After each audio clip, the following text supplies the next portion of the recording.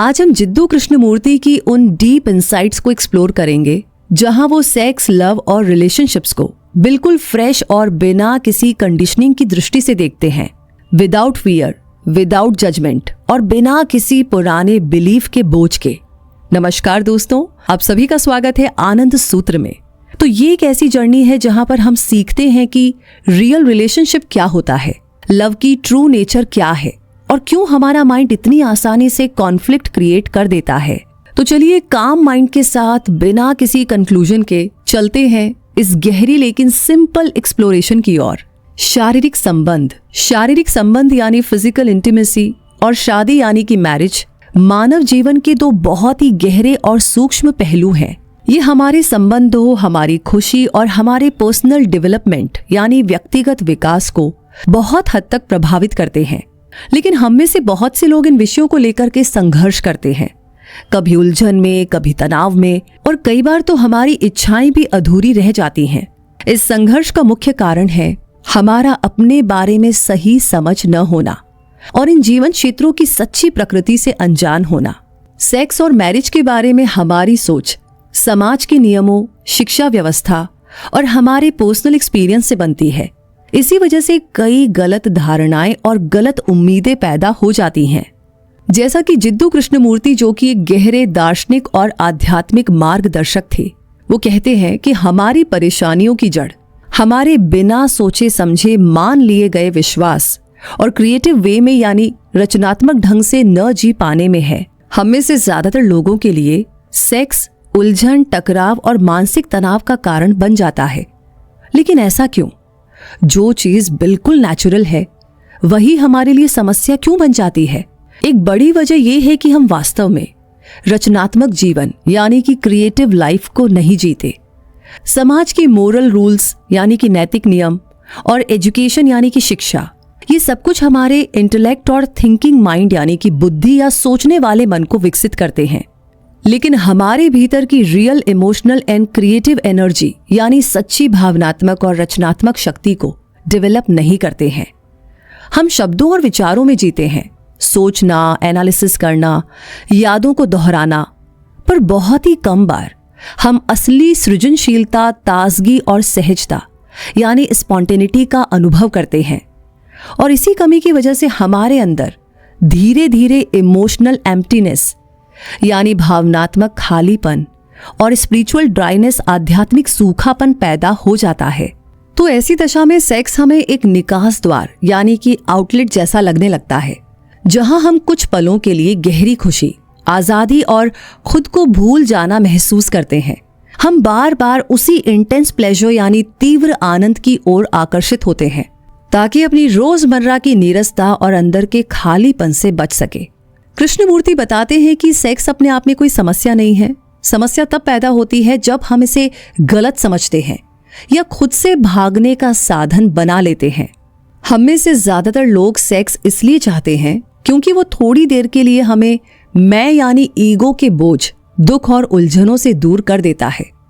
उस पल का उत्साह यानी एक्साइटमेंट हमें भीतर की पीड़ा से थोड़ी देर के लिए मुक्त कर देता है।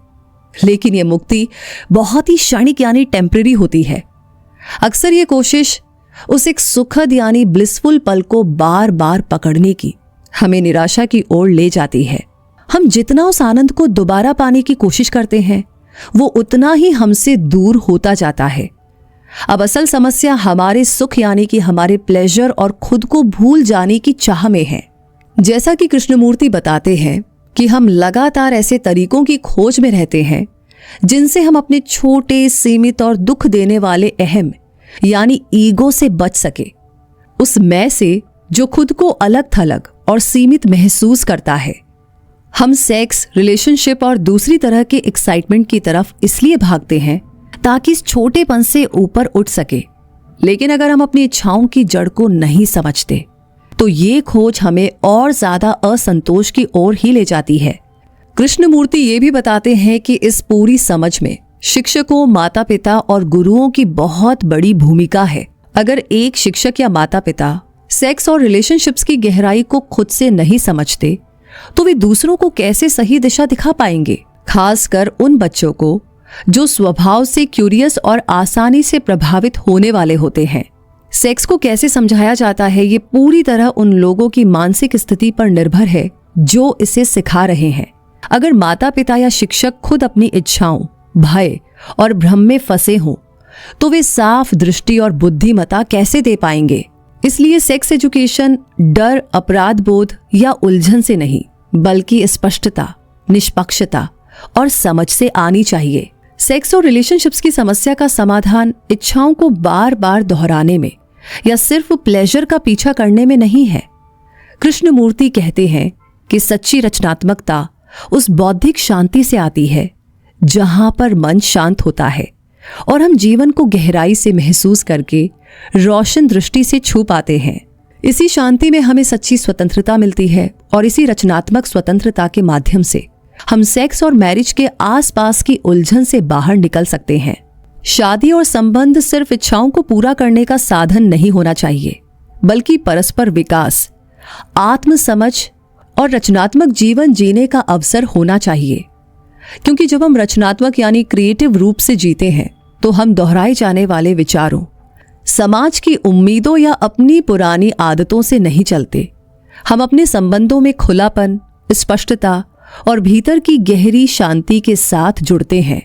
तो इच्छा और स्वार्थ के इस चक्र से मुक्त होने की कुंजी यही है कि हम अपनी मान्यताओं पर सवाल उठाएं, इन विषयों के पीछे काम कर रही गहरी मानसिक और भावनात्मक शक्तियों को समझें और इस संभावना को अपनाएं कि हम अहम यानी कि ईगो की सीमाओं से मुक्त होकर, क्योंकि आज की दुनिया में रचनात्मक जीवन यानी क्रिएटिव लिविंग का महत्व पहले से कहीं ज्यादा हो गया है। लेकिन इस तरह का जीवन जीने में सबसे बड़ी प्रॉब्लम है भय, फियर यानी कि डर। ये डर कई बार सम्मानित दिखने या समाज में अपनी छवि को बनाए रखने की इच्छा के रूप में सामने आता है। आज के समाज में नैतिक नियमों, सामाजिक अपेक्षाओं और अपने खुद के बनाए आदर्शों के अनुसार जीने का दबाव हमारी स्वतंत्रता और रचनात्मक क्षमता को सीमित कर देता है। हम अक्सर इस जाल में फंस जाते हैं कि लोग हमें जैसा चाहते हैं हम वैसा ही दिखे। तो जिंदगी का ये संकुचित नजरिया यानी कि नैरो एटीट्यूड हमें उसकी सच्ची गहराई और खूबसूरती से दूर कर देता है। क्योंकि जिस व्यक्ति को सम्मानित कहा जाता है वो नियमों, आदर्शों और नैतिकता के नाम पर जीता है। वो अक्सर जीवन की वास्तविकता से अनजान रहता है और ये सम्मानित व्यक्ति अपनी तथा कथित यानी कि रिलीजियस और सोशल आइडियल्स, धार्मिक या सामाजिक आदर्शों को सही मानकर एक बहुत ही छोटे और सीमित दायरे में जीता है। ये आदर्श असल जीवन की सच्चाई से बहुत ही दूर होते हैं। जब कोई व्यक्ति मोरल प्योरिटी यानी कि नैतिक शुद्धता के नाम पर अपने चारों तरफ नकली ढांचे बना लेता है तो वो एक भ्रम में जी रहा होता है, एक ऐसी दुनिया जो उसने खुद बनाई है और यही दुनिया उसे जीवन को वैसा देखने से रोक देती है जैसा कि वो सच में है, वास्तव में है। तो ऐसे लोग अपनी खुद की बनाई नैतिकता के बावजूद अक्सर उलझन, टकराव और भीतर की बेचैनी में फंसे रहते हैं। सम्मानित दिखने की इसी चाह का डर उन्हें क्रिएटिव लाइफ, सच्ची समझ और गहरी स्वतंत्रता से दूर कर देता है। क्योंकि जब हम डर के कारण जीते हैं तो किसी के डिसीजन से डर, असफलता का डर, समाज के नियमों को तोड़ने का डर, तो हम अपने आप को सीमित कर लेते हैं। मन और दिल खुल ही नहीं पाते और जीवन की खूबसूरती हमसे छिपी रह जाती है। डर पैदा होता है सुरक्षा की इच्छा से। यही डर हमें दूसरों की नकल करने, नियमों का अंधानुकरण करने और बाहरी अधिकारों के आगे झुकने पर मजबूर करता है। ये डर हमारी रचनात्मकता को दबा देता है।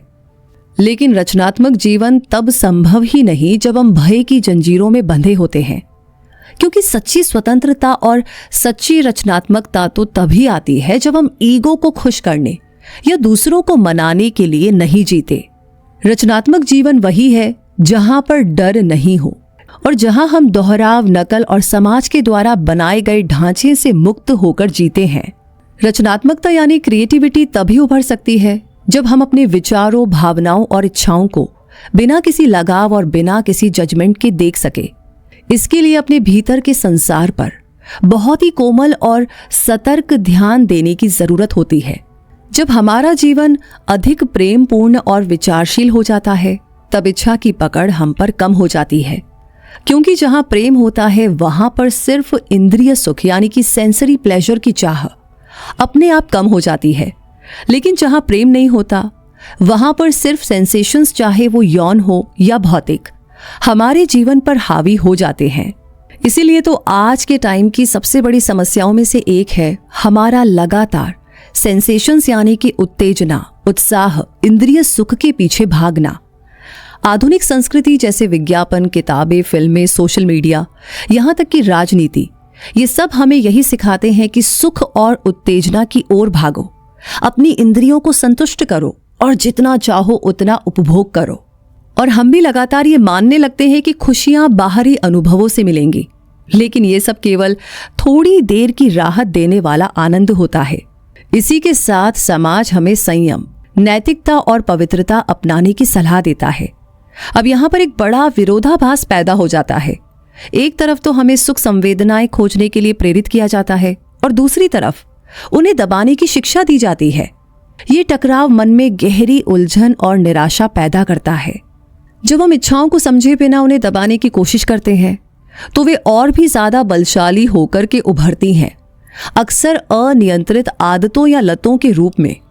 सुख की इस निरंतर खोज के पीछे कारणों को समझते ही हम उसकी पकड़ से मुक्त होना शुरू कर सकते हैं। तो सेंसेशंस यानी जो मन की सबसे सक्रिय गतिविधियों में से एक है, अपनी एक्सीलेंस, उत्कृष्टता खो देती है जब हम समझते हैं कि ये रास्ता स्थायी संतोष की ओर नहीं ले जाता। जब हम सेक्स, मनी, सक्सेस या एक्साइटमेंट यानी उत्तेजना के सुख के चक्कर में फंसे रहते हैं तो हम क्रिएटिव लाइफ से मिलने वाली गहरी और स्थायी संतुष्टि से दूर हो जाते हैं। कृष्णमूर्ति कहते हैं कि जहां प्रेम होता है वहां पवित्रता स्वाभाविक रूप से आती है। सच्ची पवित्रता इच्छाओं को दबाना नहीं है, बल्कि इच्छा का स्वाभाविक रूप से समाप्त होना है। तो जब हम गहराई से प्रेम करते हैं तो बाहरी सुखों की खोज कम हो जाती है।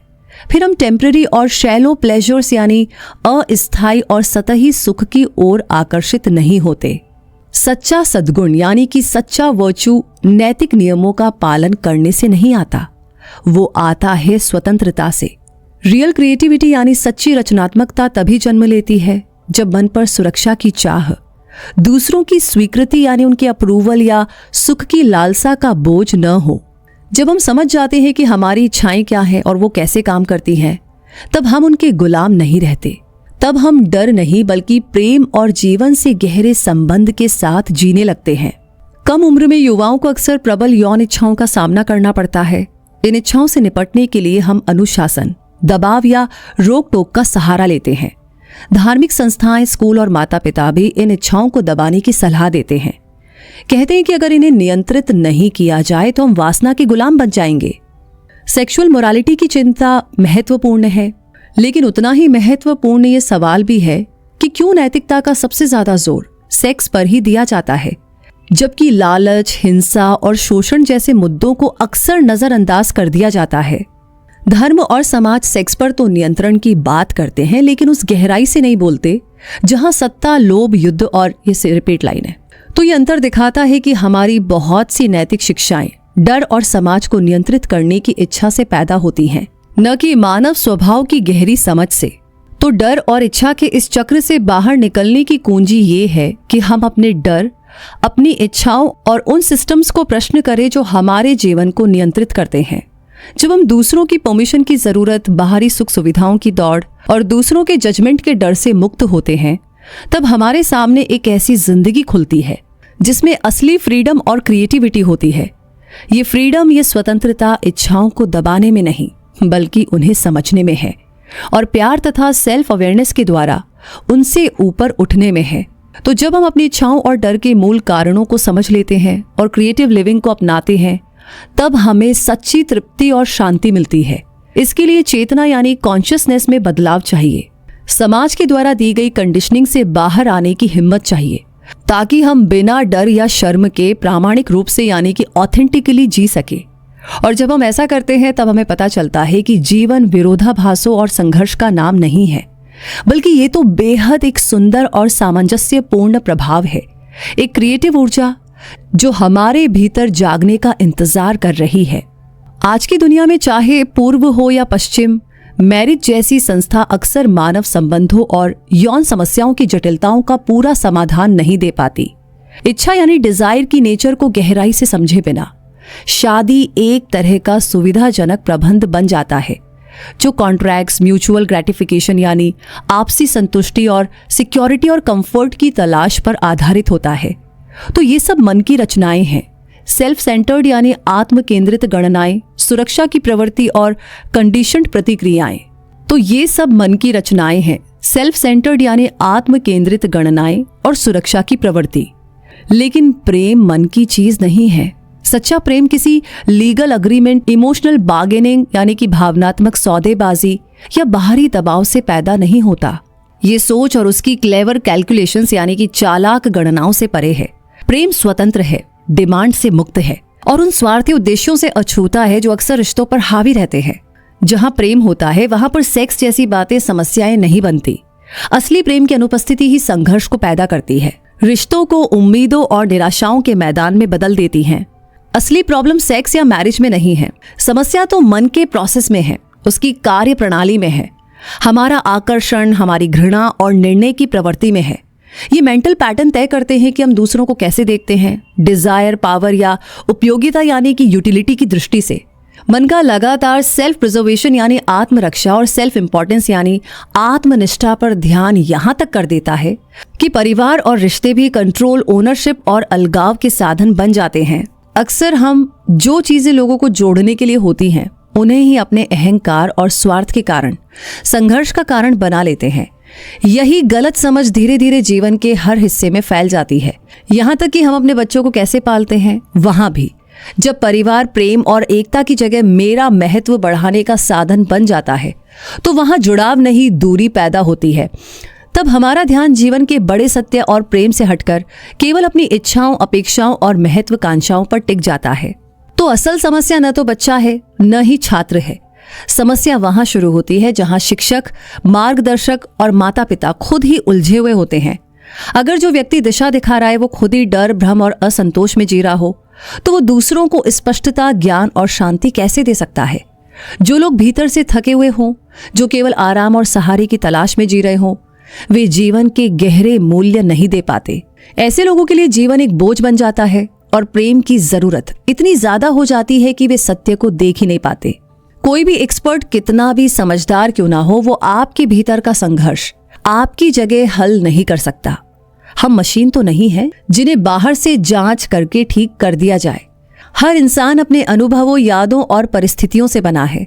इसलिए सच्ची स्पष्टता तभी आती है जब हम खुद को समझना शुरू करते हैं, जब हम अपने डर, इच्छाओं और उलझनों को शांत मन से देखते हैं, बिना भागे, बिना जज किए। सच्चा प्रेम किसी इच्छा को पूरा करने की चाहत नहीं है, वो कुछ पाने की मांग नहीं करता। प्योर लव हमें अपने छोटे से मैं से बाहर ले जाता है।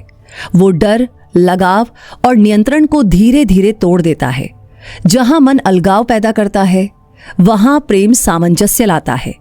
जहां भ्रम होता है वहां प्रेम समझ जगाता है। प्रेम में कोई शर्त नहीं होती, कोई समझौता नहीं होता।